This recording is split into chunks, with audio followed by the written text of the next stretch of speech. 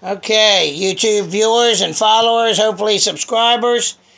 This is deal number 7. I actually got cut off. I hit the power button. I was using my phone to do the video. I was showing people my full-size washer and dryer, and then bam, gone. So this is part B to deal number 7, 37 Comanche. This will actually be a relatively short video, I guess, because I kind of had went over all the numbers. You got a little extra free stuff about my relationship after divorce with my ex-wife. She's still in my children's and grandchildren's life. And we're civil. She actually was on the mortgage. Well, she was part of my LLC. She was a partner in my LLC. And so she was in on the deal when I bought this as a flip house. And it went kind of bad with the contractor getting me for $16,000. The work wasn't finished. They wanted their money. It was due back. Almost lost. I mean, literally, all but lost it. I accepted the fact I was going to lose it. Had over a year invested in it, and time and money and effort just wiped out, gone. And man, I really had to wrap my mind around that, and really had to know that I could go on, right? Know that I could recover from that. Because you're talking, I had a $135,000 mortgage on it. Can I, there's people blow their brains out for stuff like that. Can't live with that kind of debt or whatever. My life's ended, whatever. So I don't know where you're at in your life, but no life is worth ending no matter how bad you think it is. Really. You can recover. I recovered from it. I've been homeless in my life now. I've done, like I said, I have one deal down here I forgot to even write down. So I have the offer on 13, so it'll actually be 14.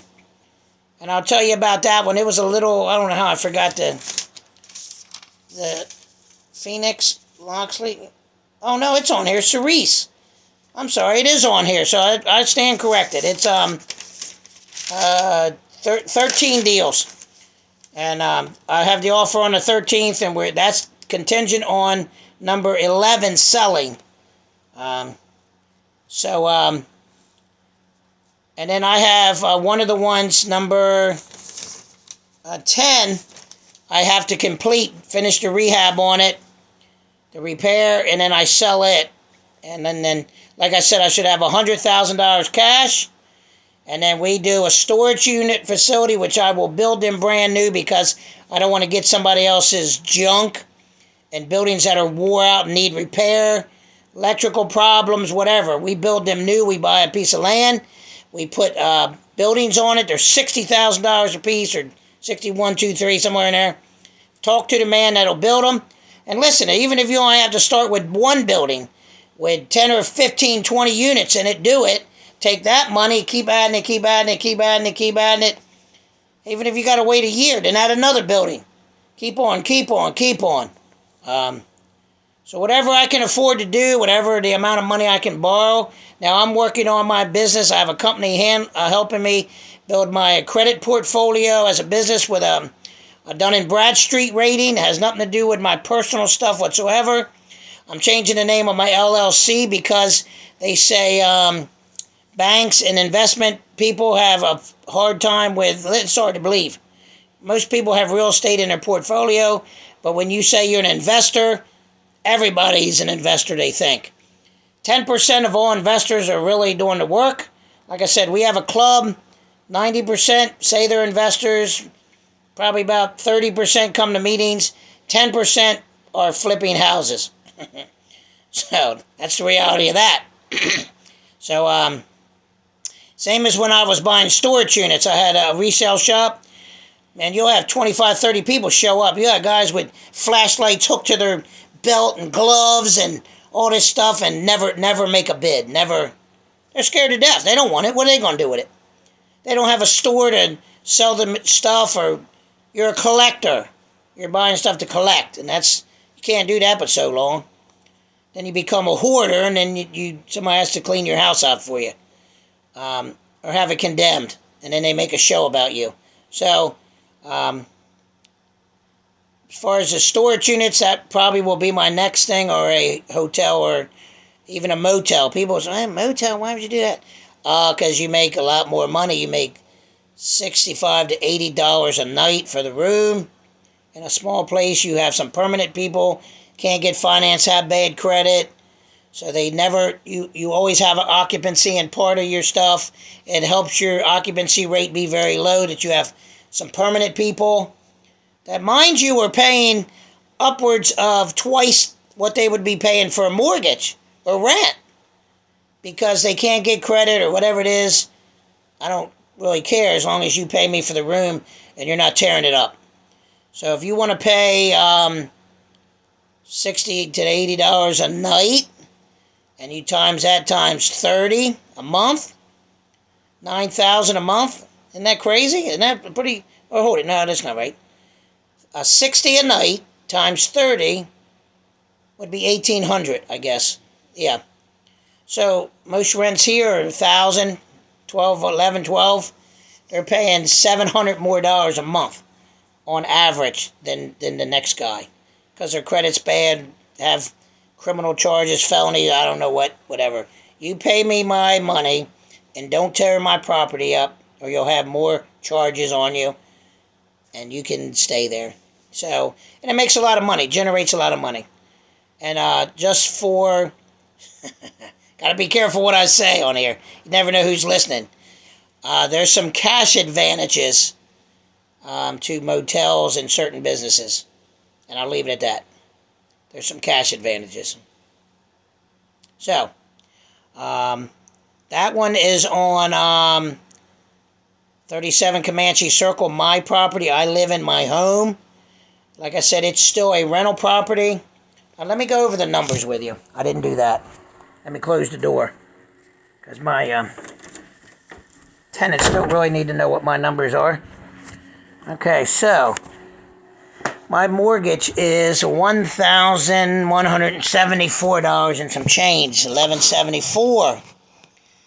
My rents are. Let me add it real quick in my head. So you got $250, $500, and $1,200, $1,700. I think that's what it is. Let me look. 150, 153, 6, 12, and 5, $1,700. Okay, so the mortgage is $1,174. Rent is $1,700. That leaves you $500 and some dollars, almost $600 per se, 5 something. So then we pay the electric and we pay the Wi-Fi, FiOS. So this is a positive cash flow. So basically, I live in my home for free. I have the whole entire downstairs. They're welcome to use the living room. They hardly ever sit in it. I have a 65-inch TV there. I have a 55-inch TV here in my room. Kitchen has a, I don't know, 42-inch TV or something. So every room you sit in, if you want to sit at the dining room table and watch TV, you can. It's actually got the best picture of any TV in the house. I would just sit out there because the picture was so good. So you can eat at the dining room table, watch TV. Sit in the living room, watch TV. You can go to your rooms and watch TV. My room has a TV. So every room in the house, other than the 2 bathrooms, do not have a TV. Some people put them in there too. I don't want to be that long. You sit on the toilet, your legs feels like bees are stinging your feet because the blood gets cut off. You get up, can't walk. Sit there that long watching a TV show. So, anyway, that's that deal. The 37 Comanche number 7. Like I said, it's the house I live in. And it's a positive cash flow house. I live here for free. The other home I own is a rental. Family lives there. They pay the mortgage. And then I get a couple $100, $200 some dollars cash flow out of that. They pay their own electric. So I just had somebody do $100 worth of work. A pipe busted on one of the radiators. He ran out, fixed it for $100. So that money that I get extra a month, I just accumulate it until try to get in a habit of not using your profit for your livelihood, your lifestyle. Because what most people do is their money increases, their income, their salary, and so does their lifestyle. And some of the multimillionaires and billionaires were men that never increased their lifestyle. They lived very humbly and let the money accumulate. They didn't just listen, I have a BMW. It's a nice car. My car payment is $237. I pay $300 a month to pay equity on it to get it paid off earlier because it's a thing, item that depreciates. So I don't want to pay it out for 5 years and be worth nothing. It's a nice car. It's a luxury car. However, it's high to repair. So you got to pick your battles. If you want a car that has a good value, longevity, get a Honda. So, and I don't need that car to make me feel like somebody and have status. I have status in a beat-up pickup. That's usually when I'm in with dirty work clothes. I don't need your validation or approval, and I don't have to boast to you about what I have and how much money I have in the bank, which is very little. People think I have money falling out of my pockets, but I don't. My money is all being used on things, invested heavily. So I don't have money just laying around like anybody else. I have enough in case emergencies happen. Car broke down, $1,200. I paid that. Okay, so I have enough money for emergencies and credit to where then I can pay it back. So if I get in any emergency, I have enough credit, $10,000 credit limit to pay for something that happens in emergency, and then I take the other money, my cash flow, and I pay my credit cards down, so I'm not paying 20-some% interest, 25, 26, 8, crazy. So those are the things, like you'll not only get real estate investment advice here, you also get good advice on things not to do. Like if you want to borrow money, borrow it out of your 401k and pay yourself back interest. Right? Give yourself money back. Don't give it to a bank. If you have an annuity, borrow it out of your annuity. So your principal doesn't go anywhere. You borrow against your money. You don't borrow the money. Your money stays the same. Still get the same income on it. You borrow against that. Now, you don't pay it back. They take it from you. But at the end, an annuity, you won't get certain money of that back. Same as certain life insurance policies.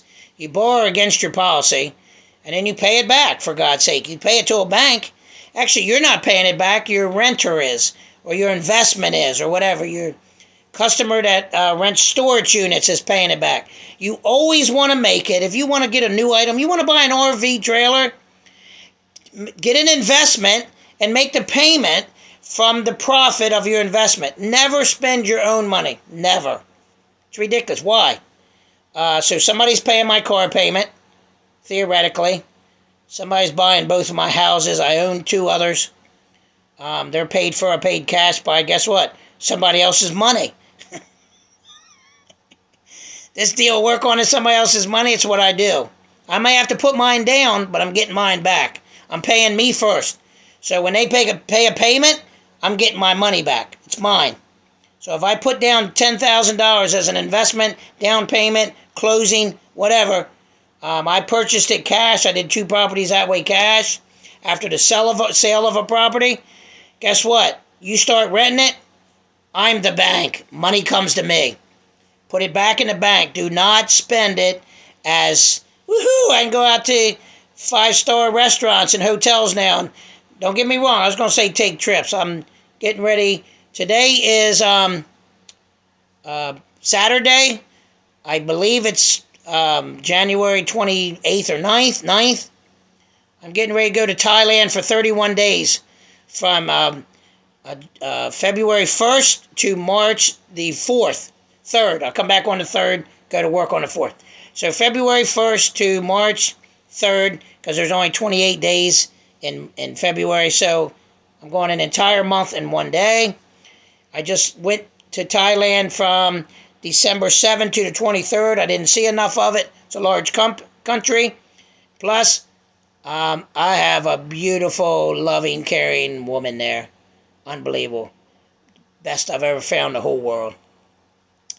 And I am going to go back every chance that I can get until she can come here. We're working on that. So, is there a reason you get on a plane and fly for 24 hours to see a woman? Yes, absolutely. And if you knew her, you would do it too. So, absolutely. Would I pay all this money to go do it? and spend it in a few $1,000s each time? Absolutely. Again and again. And before she gets back over here, I'll go a third time. Hopefully after that, she'll be coming here. An amazing woman. Amazing. Man, I wish I'd have found her when I was young. A young man. I might not have appreciated it as much. So it works out exactly the way it's supposed to. And, man, dude, I can't even put words to it. So, make investments in real estate. They will pay you large sums of money. You can travel on other people's money. You can pay for your vehicles on other people's money. You can live in homes on other people's money. That shit is real. When they say that, now that doesn't mean you will not put your money down or you will not put a lot of sweat equity in it.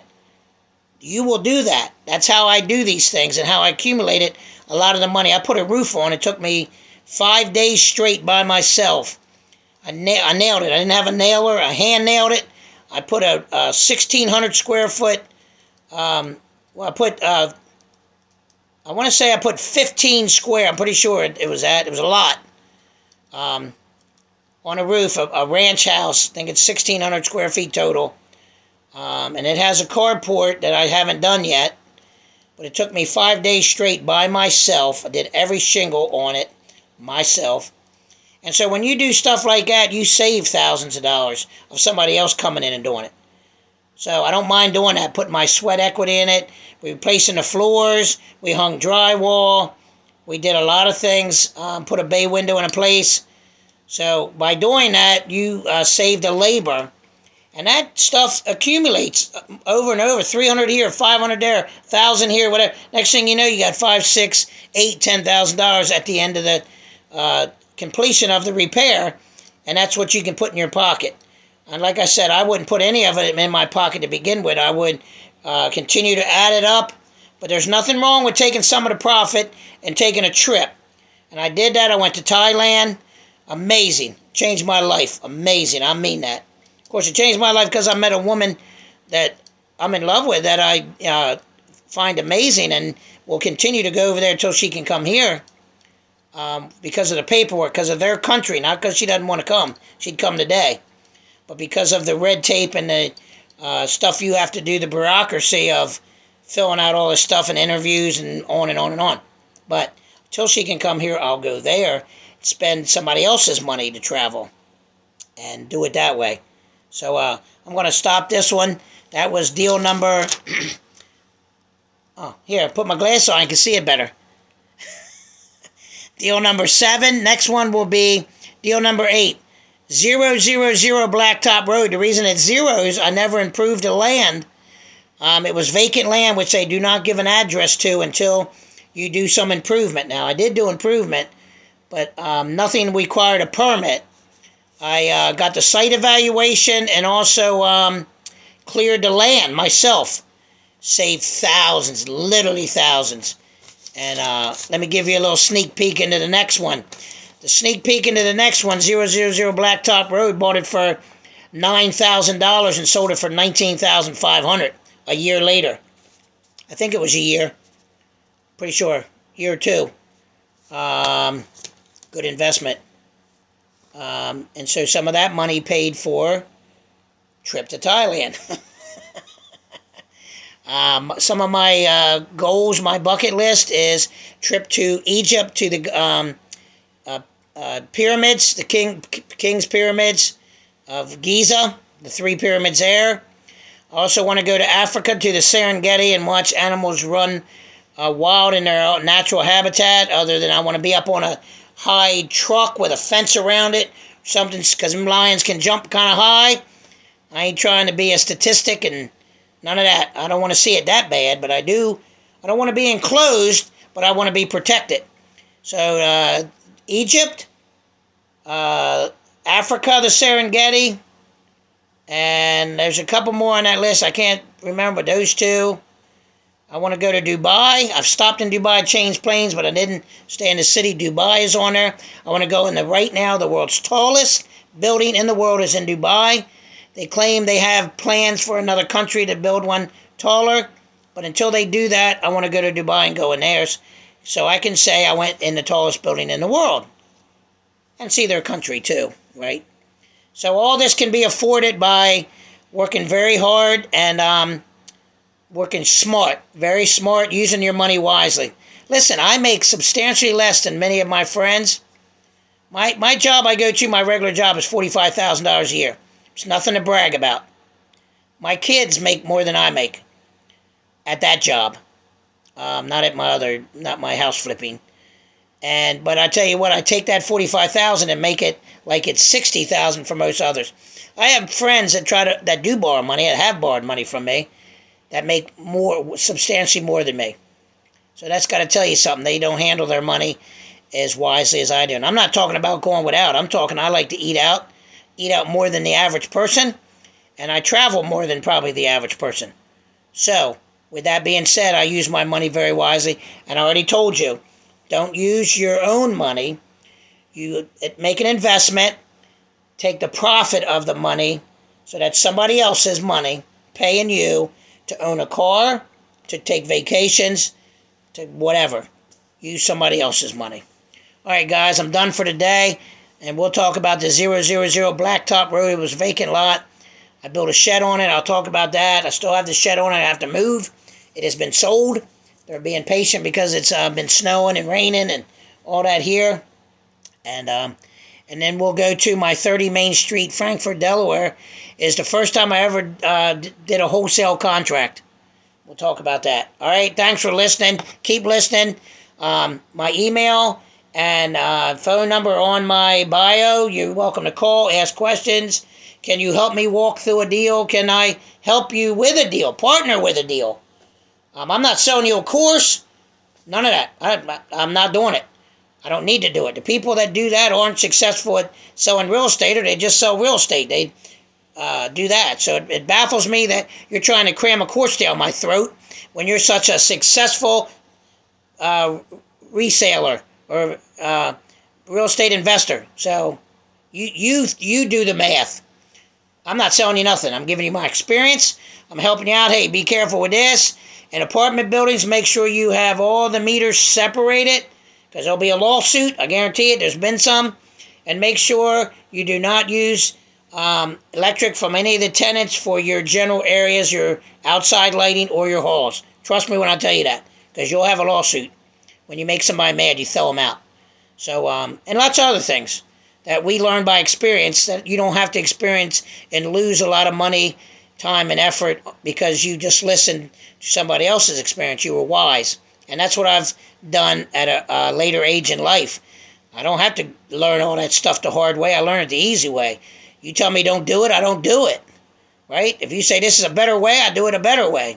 Smarter way. So that's it today, guys. Thanks for listening, and I'll see you next time.